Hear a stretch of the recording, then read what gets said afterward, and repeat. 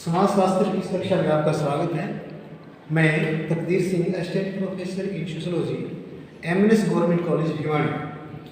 तो बच्चों, जैसा कि आपने पिछले टॉपिक में पढ़ा कि सामाजिक शोध क्या है और इसके महत्वपूर्ण चरण क्या है, क्योंकि सामाजिक शोध के चरणों के ज्ञान के बिना आप कभी भी सामाजिक शोध के कार्य को पूरा नहीं कर सकते। सामाजिक शोध की अनेक प्रविधियां हैं और उनमें से एक प्रसिद्ध प्रविधि है ऑब्जर्वेशन। तो आज का हमारा विषय है ऑब्जर्वेशन। ऑब्जर्वेशन को हिंदी में निरीक्षण कहते हैं। जैसा कि आप जानते हो कि समाजशास्त्र में समाज में अनेक सामाजिक घटनाएं, सामाजिक समस्याएं या समाज में होने वाली तमाम एक्टिविटीज़ के बारे में शोध कार्य किए जाते हैं। निरीक्षण प्रविधि कोई आधुनिक प्रविधि नहीं है, ये अति प्राचीन प्रविधि है और बिना निरीक्षण के शोध कार्य कभी भी पूरा नहीं होता। जब से समाज अस्तित्व में आया है तभी से व्यक्ति ने अज्ञात के बारे में जानने की कोशिश की है और तभी से निरीक्षण प्रविधि का शुभारंभ हुआ है। Meaning and definition of observation. सामान्यतः अर्थ में देखना, सामान्य अर्थ में देखने को ही ऑब्जर्वेशन कहा जाता है, परंतु समाजशास्त्र में इसका अर्थ अलग है।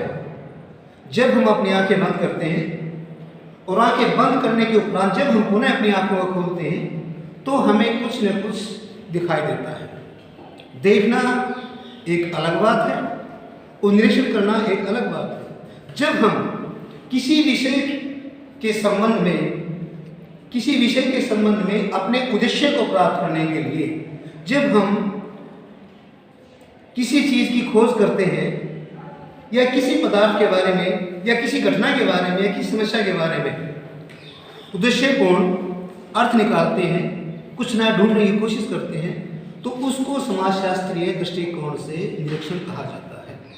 डेफिनेशन ऑफ ऑब्जर्वेशन, जैसा कि मोजर ने कहा है, विशिष्ट अर्थ में निरीक्षण में कानों तथा वाणी की अपेक्षा आँखों पर ज़्यादा भरोसा किया जाता है, क्योंकि निरीक्षण में हम फील्ड क्षेत्र में जाकर, अध्ययन क्षेत्र में जाकर उत्तरदाताओं से फेस टू फेस संपर्क स्थापित करते हैं और जब हम फेस टू फेस संपर्क स्थापित करते हैं तब हमें अपने विषय से संबंधित वास्तविक आंकड़ों की जानकारी होती है। विशेषताएं, ऑब्जर्वेशन की विशेषताएं। सर्वप्रथम ऑब्जर्वेशन में मानव ज्ञानेंद्रियों का प्रयोग किया जाता है। जैसा कि आप जानते हो, मोजर ने बताया है कि ऑब्जर्वेशन में विशेषकर वाणी की अपेक्षा, कानों की अपेक्षा आँखों पर ज़्यादा भरोसा किया जाता है।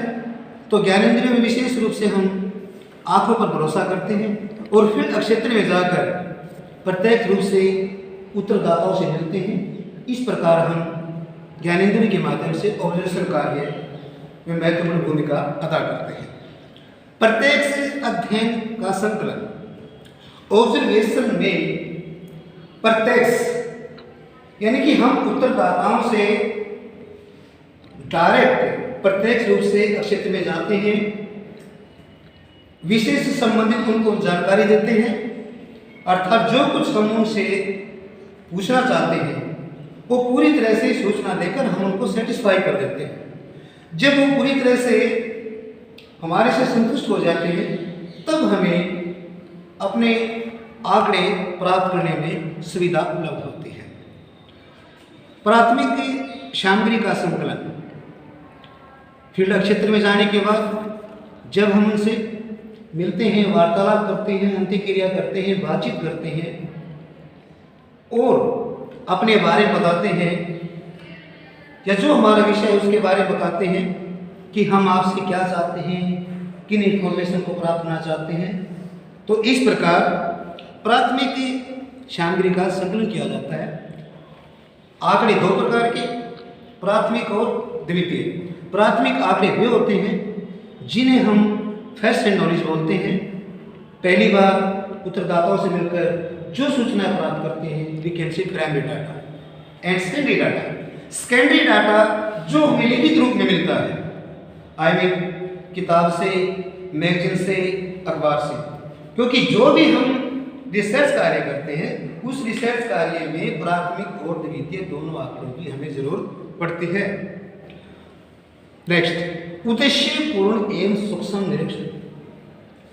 जब तक हम फील्ड में नहीं जाएंगे, उत्तरदाताओं से प्रत्यक्ष संपर्क स्थापित नहीं करेंगे, तब तक हम अपने उद्देश्य को जिन आत्माओं के द्वारा पूरा किया जाता है उनको कभी भी प्राप्त नहीं कर सकते।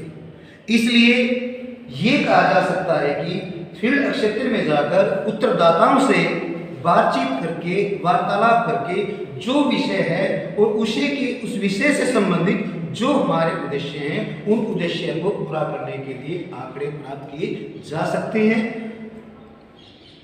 इससे हमें सूक्ष्म से सूक्ष्म जानकारी प्राप्त होती है, क्योंकि बिना फेस टू फेस मिले अप्रत्यक्ष रूप से हम कभी भी गहनता या सूक्ष्म आंकड़े प्राप्त नहीं कर सकते। नेक्स्ट, ऑब्जर्वेशन कोई धार्मिक या तात्विक प्रविधि नहीं है, यह एक वैज्ञानिक प्रविधि है, क्योंकि इस प्रविधि में